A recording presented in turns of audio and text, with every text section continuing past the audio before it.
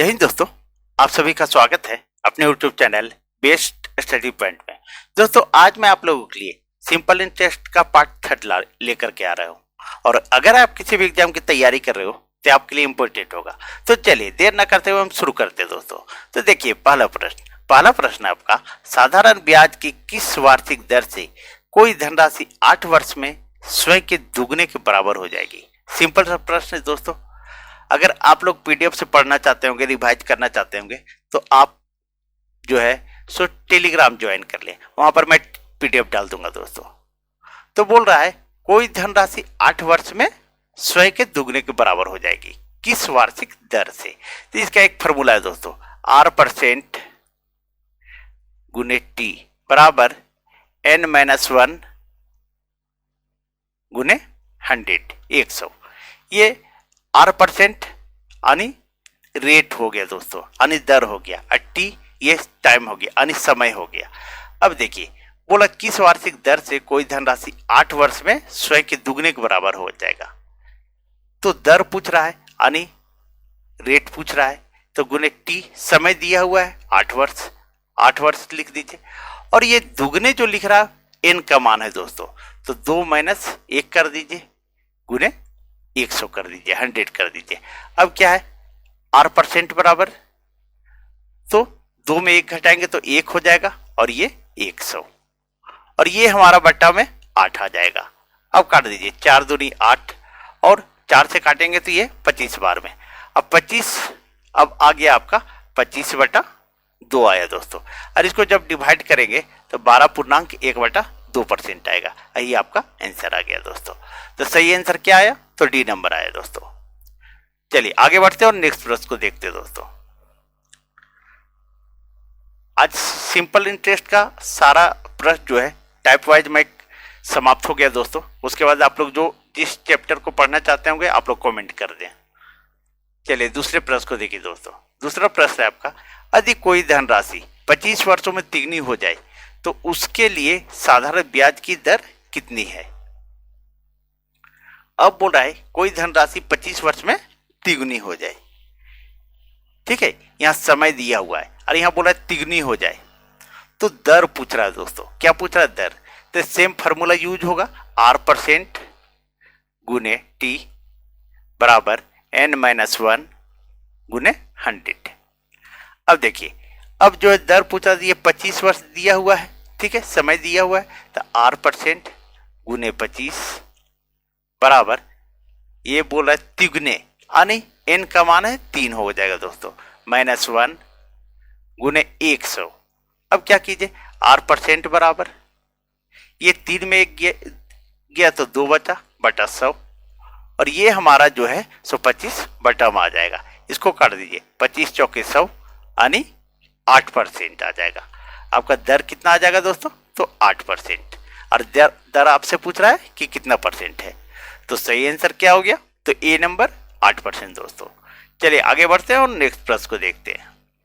आप लोग कमेंट कीजिएगा दोस्तों कौन सा चैप्टर आप आगे पढ़ना चाहते हो, उसी चैप्टर को मैं शुरू करूंगा। चलिए तीसरे प्रश्न को देखिए दोस्तों। तीसरा प्रश्न बोल रहा है आपका, कोई धनराशि 10 वर्ष में अपने की द्विगुनी हो जाती है, साधारण ब्याज की उसी दर पर वह अपने की 3 गुनी कितने वर्ष में हो जाएगी। दोस्तों ये प्रश्न लग रहा है सेम देखने में, लेकिन सेम प्रश्न नहीं है दोस्तों, थोड़ा सा अंतर है। अब बोला कोई धनराशि 10 वर्ष में दुगनी हो जाती है और साधारण ब्याज की उसी दर पर वह अपने की 3 गुनी कितने वर्ष में हो जाएगी। तो इसका एक फॉर्मूला है दोस्तों, T1 बटा T2 बराबर N-1 बटा N-1 यानी T1 जो है सो पहला समय और T2 दूसरा समय है। यहाँ 10 वर्ष पहला समय दिया हुआ है तो 10 बटा, ठीक है, अब T2 दिया नहीं है दोस्तों, बराबर ये n जो है सो दुगनी हो जाती है, तो 2 - 1 कर दीजिए और बटा में फिर बोल रहा है कि अपने की 3 गुनी कितने वर्षों में हो जाएगा। कितने वर्ष, तो ये T2 है, और 3 गुनी तो यह 3 - 1 कर दीजिए। अब लिखिए इसको 10 बटा T2 आपसे पूछ रहा है, यहाँ 1 आ जाएगा और यहाँ 2 आ जाएगा। अब क्या करेंगे, ये तिरछा गुना हो जाएगा दोस्तों, तो हमारा ये T2 बराबर कितना आ जाएगा, 10 दूनी 20 वर्ष दोस्तों। यही हमारा आंसर आ गया। तो सही आंसर क्या हुआ, तो 20 वर्ष हुआ दोस्तों। बस इस फॉर्मूले को याद रखिए आप, ये इस तरह का प्रश्न आपका 5 सेकंड में बनेगा दोस्तों। चलिए आगे बढ़ते हैं और नेक्स्ट प्रश्न को देखते हैं।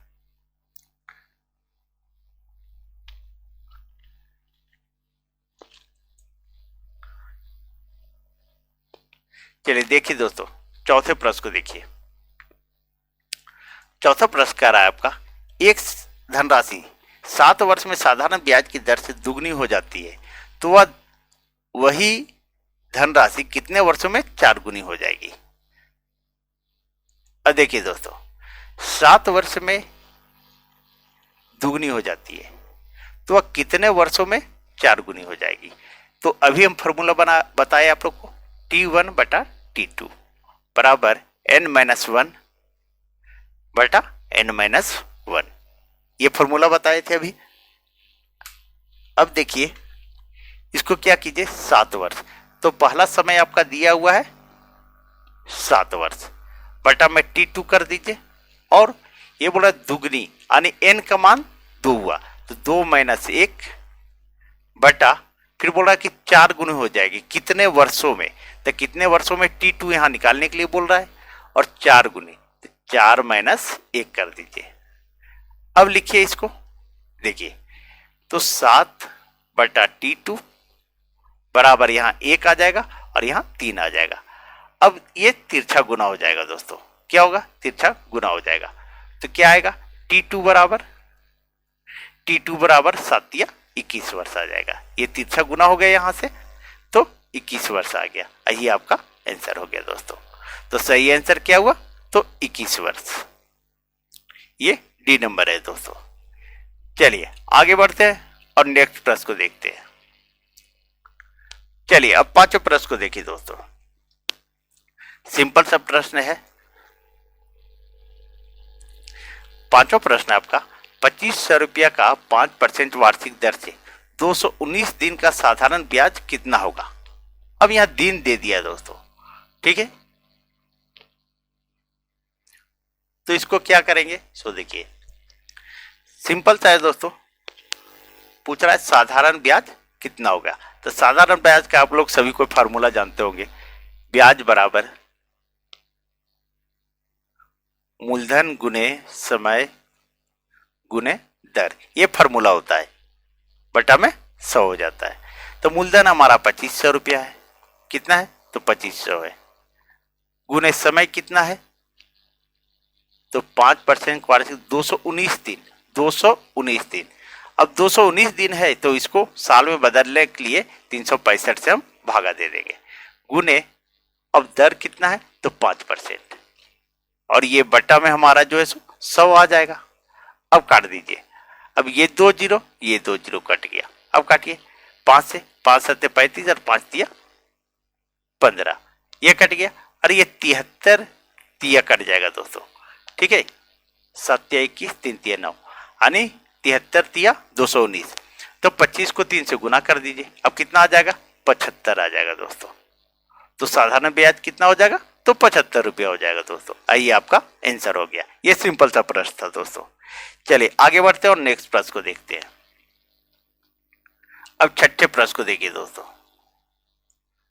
छठा प्रश्न है आपका, यदि किसी राशि पर 2 वर्ष का साधारण ब्याज 400 रुपया है, यदि दर 4% अधिक होता तो साधारण ब्याज 400 अधिक होता, तो वह मूल राशि कितनी है। देखिए दोस्तों सिंपल सा प्रश्न है। अब बोल रहा है कि दर जो है हमारा 2 वर्ष में 4% अधिक होता, कितना होता, तो 2 गुने 4 कर दीजिए, यानी कितना हो जाएगा, 8% हो जाएगा, ठीक है। और बोल रहा है साधारण ब्याज 400 रुपये अधिक होता, तो मूल राशि कितनी है। मूल राशि जब भी होती है तो 100% होता है दोस्तों। क्या होता है, 100% होता है, ये आप लोग सभी को जानते होंगे।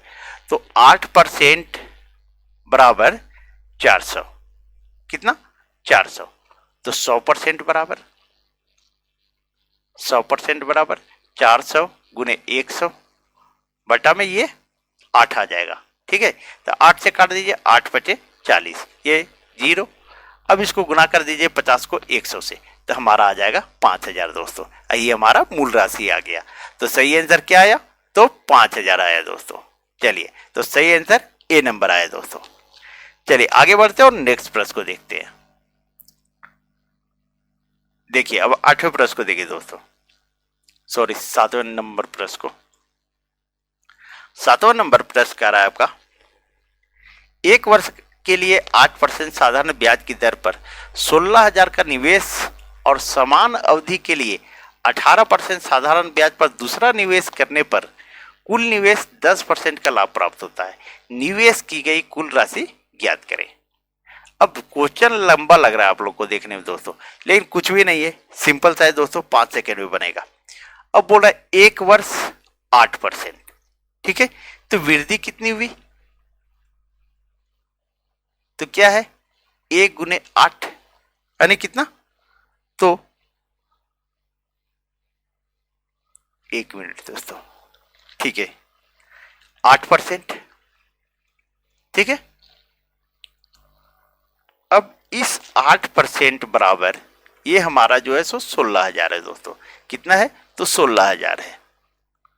तो बोल रहा है कि 10% लाभ प्राप्त होता। अगर कुल निवेश पर 10% लाभ प्राप्त होता तो निवेश की गई कुल राशि ज्ञात करें। तो कुल राशि तो 10% बराबर, तो 10% बराबर तो 16,000 गुने 10 बटा 8, ठीक है, ये बटा में आ जाता है।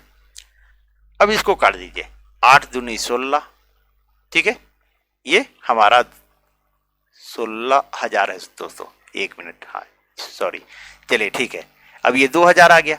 अब 2,000 को 10 से गुना करेंगे तो 20,000 आ जाएगा, ठीक है। तो निवेश की गई कुल राशि कितनी है? तो 20,000 है दोस्तों। यही आपका आंसर आ गया। तो सही आंसर क्या आया? तो बी नंबर आया दोस्तों। चलिए आगे बढ़ते हैं और नेक्स्ट प्रश्न को देखते हैं। देखिए दोस्तों,